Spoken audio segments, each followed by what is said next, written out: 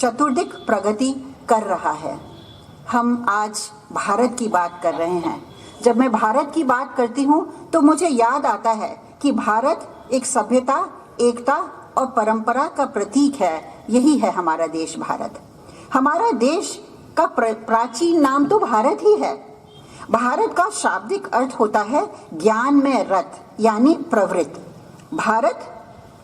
भारतवर्ष का संक्षिप्त रूप है जिसका उपयोग स्थानीय धर्मों के साहित्य में व्यापक रूप से किया जाता है।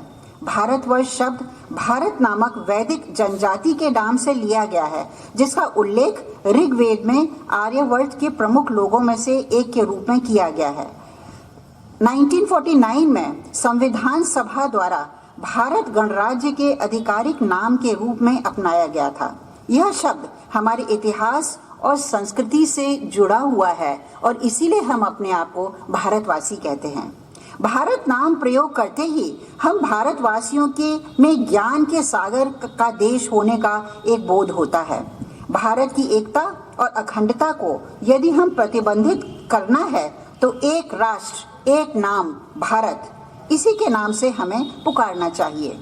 यह हमें याद दिलाता है कि भारत एक विविध और बहुसांस्कृतिक देश होने के साथ ही हम सभी एक ही राष्ट्र के नागरिक हैं। एक नाम भारत हमें स्मरण दिलाता है कि भारत एक एकल और अखंड राष्ट्र है जिसमें विभिन्न संस्कृतियों, भाषाओं एवं धर्मों के लोग रहते हैं। आप जानते हैं इस समय हमारे विश्वविद्यालय में भी कितनी विविधता है। हमारे छात्र छात्राएं 25 राष्ट्रों से यहाँ पर अध्ययनरत हैं और हमारे शिक्षकगण भी 15 से ज्यादा राष्ट्रों से यहाँ पर मौजूद हैं।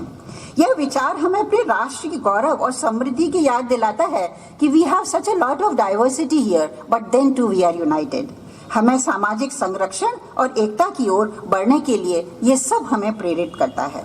यदि हमें एकता का प्रतीक बनना है, और वो हमें बनना ही है, यदि हमें एकता का प्रतीक बनना है तो हमें जागना होगा। आज का समय है जागने के लिए और देश की जनता को भी हमें जगाना होगा। हम सब यहाँ पर जितने लोग मौजूद हैं, हम ये अपना कर्तव्य समझें कि देश के सभी लोगों को, हम लोगों को जगाना है।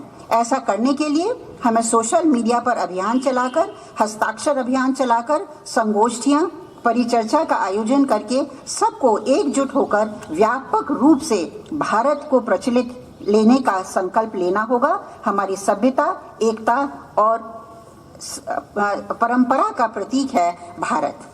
आज का भारत आत्मनिर्भर बनने की दिशा में निरंतर प्रगति कर रहा है।